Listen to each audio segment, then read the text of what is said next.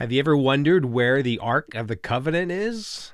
Well, this next teaching session doesn't answer that question, but it does include a really cool story about the Ark. Stay tuned.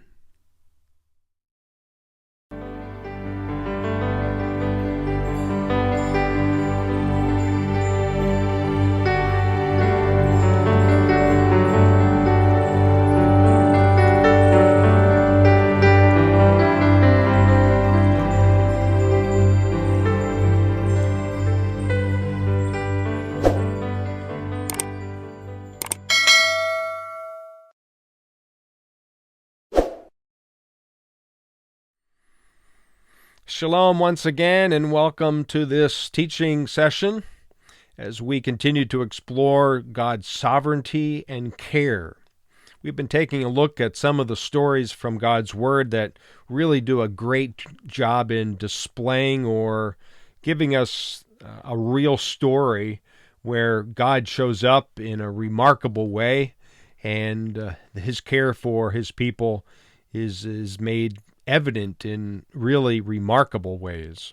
So we're going to take a look at the Bible, and in particular a story from 1 Samuel chapter 6. In fact, this is about where it took place as we take a look at our playing board, the topography map of Israel, as we sort of zero in on this story from 1 Samuel 6, and it's a story about the remarkable return of the Ark of the Covenant. So let's take a look at where this story took place. There's a good friend of mine who lives in the Fairfax, Virginia area who introduced me to the phrase, "Who's in charge?" And when we talk about the stories from the Bible that happened here in this area of Israel, I also think of the broader question of who's in charge of the world, and that would be God Himself. He's a sovereign God who cares for us. So who's in charge of our situations of life? The same God who was in charge of the many stories that took place or unfolded here in the land of the Bible we call Israel. And that is exemplified once again in the story of 1 Samuel chapter 6 that happened in the Sorek Valley. This is where the Sorek Valley is. It's located in the Shephelah, or the lowlands of Judah. This area of Jerusalem here and the hill country of Judah. On the west side we have the coastal plains, or the Philistine plains. And smack here in the middle, between the two regions, is the Shephelah, or the lowlands. The Shephelah is made up of 5 primary valleys, and the one that is mentioned in our story is the Sorek Valley. So let's see if we can fly into the Sorek Valley, or more generally speaking, the lowlands.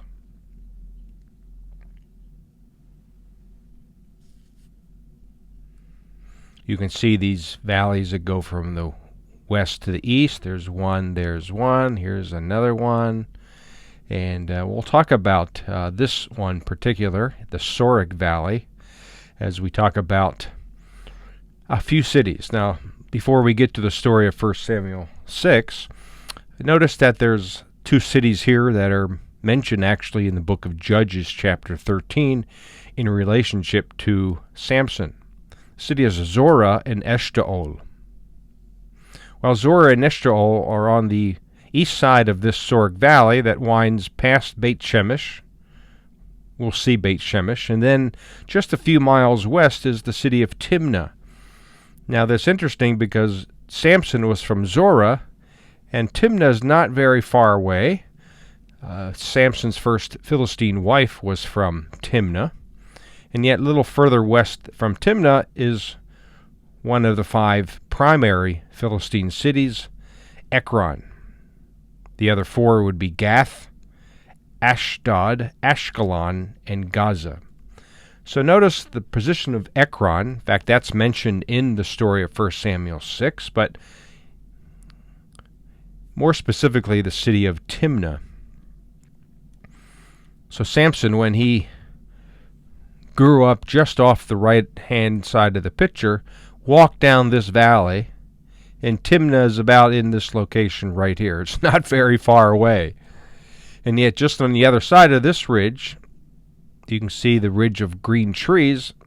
In this area right here, just past it or beyond it, is the city of Ekron. Now keep that in mind because Ekron is mentioned in our story in relationship to Beth Shemesh. This is an archaeological site that's been excavated really over 100 years ago for the first time, and now they're redoing the site by excavating on this side or the east side of the road. In fact, let's try to see if we can use our drone video. I know in other presentations these have not been smooth in their presentation, but we'll do our best. Looks like we have the same problem. My apologies for that, but at least you can see the primary excavation on the west side. These are Roman ruins primarily, but we're paying attention to the valley here, as we'll see in a short minute. So here's the valley of the Sorek, and here's Timnah, by the way, and Ekron just beyond this ridge. But notice that the story mentions this valley. So keep this in mind when we talk about the return of the Ark of the Covenant eastward up this valley. Incidentally, in this area over here is the city of Zorah, where Samson was from. Here are some first temple or Israelite ruins of Beth Shemesh. So let's move on to talking about the story as we fly over a few of these first temple ruins out into the valley. By the way, here are some of those excavations on the other side of the road that have been very, very extensive and very recent. The modern city of Beth Shemesh behind it. So here's the story.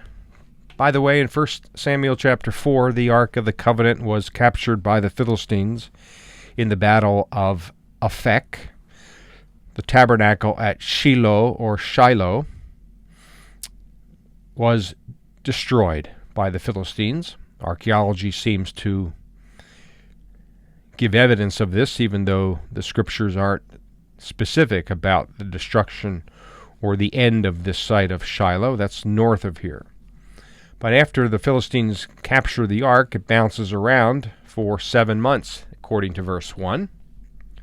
And then finally, as we pick up the story in verse 2, the Philistines called for the priests and the diviners and said, "What shall we do with the ark of the Lord? Tell us how we should send it back to its place." They answered, "If you return the ark of the God of Israel, do not send it away empty, but by all means send a guilt offering to him. Then you will be healed, and you will know why his hand has not been lifted from you." The Philistines asked, "What guilt offering should we send to him?" They replied, 5 gold tumors and 5 gold rats, according to the number of the Philistine rulers, because the same plague has struck both you and your rulers. Make models of the tumors and of the rats that are destroying the country, and pay honor to Israel's God. Perhaps he will lift his hand from you and your gods and your land. Why do you harden your hearts, as the Egyptians and Pharaohs do? When he treated them harshly, they did not send the Israelites out so that they could go on their way. But now, then, get a new cart ready with 2 cows that have been calved and never have been yoked. Hitch the cows to the cart, but take their calves away and pen them up. Take the ark of the Lord and put it on the cart, and in a chest beside it put the gold objects you are sending back to him as a guilt offering. Send it on its way, but keep watching it, and if it goes up to its own territory, towards Beth Shemesh, there's Beth Shemesh right there in the small picture, then the Lord has brought this great disaster on us. But if it does not, then we will know that this was not his hand that struck us, but that it happened to us by chance. So they did this, and they took 2 such cows and hitched them to the cart and penned up their calves. They placed the ark of the Lord on the cart, and along with the chest containing the gold rats and the models of the tumors. Then the cows went straight up towards Beth Shemesh, keeping on the road and lowing all the way. You can hear them now. And they did not turn to the right or to the left. The rulers of the Philistines followed them as far as the border of Beth Shemesh. Now the people of Beth Shemesh were harvesting their wheat in the valley. And when they looked up and saw the ark, they rejoiced at the sight. And the cart came to the field of Joshua of Beth Shemesh, and there it stopped beside a large rock. The people chopped up the wood of the cart and sacrificed the cows as a burnt offering to the Lord. The Levites took down the ark of the Lord, together with the chest containing the gold objects, and placed them on the large rock. And on that day the people of Beth Shemesh offered burnt offerings and made sacrifices to the Lord. So can you picture the people of Beth Shemesh harvesting their wheat here in the field, and here from this direction, from the west to the east, here comes this cart. It's carrying the Ark of the Covenant, and the people residing in Beth Shemesh looked up and they rejoiced at God's hand of sovereignty and intervention as the Ark now safely returns back into Israelite territory. It's a remarkable story where God, again, is in control. I'm sure these Israelites, after the destruction of Shiloh and the stealing of the ark, were devastated at the circumstance. And yet after 7 months, God intervened, his sovereign hand prevailed, and God brought the ark safely back. So as a side note, on every trip that I lead to Israel, there's always someone who asks me the question, well, where do you think the Ark of the Covenant is? Well, that answer could be underneath the Temple Mount, perhaps hidden in the time of, let's say, Josiah. Jeremiah chapter 3 tells us that the Ark of the Covenant was no longer needed, nor would it be remembered, so that's a hint at that suggestion. The book of 2 Maccabees actually tells us that it's somewhere in a cave near Mount Nebo, which is in Jordan today. The Ethiopians, of course, would say that they have it. Others say it's near Mount Ebal or Gerizim in the Samaritan Hill country. And of course, all of us know that Indiana Jones found it, and it's in some warehouse in the Hollywood area. Of course, we're just kidding on that. But let's take a serious note as we conclude this session about the ark. Isn't this a remarkable story of how God showed up? Here, these Israelites, they were conquered by the Philistines at a city called Aphek. This Ark of the Covenant bounced around, as we saw in the story, for about 7 months until it was returned in an incredible way. Could you just imagine the people in the fields of the Sorek Valley looking up and actually seeing this ark on this cart drawn by a couple of cows? So it's, again, another example of how God does reveal his sovereign plan for us. Sometimes his sovereign will for our lives is one that doesn't make sense maybe at the time. In fact, I just pulled up another quote or two on the sovereignty of God as we saw this in full display in our passage today. Jonathan Edwards, the Puritan, said this: "Absolute sovereignty is what I like to ascribe to God.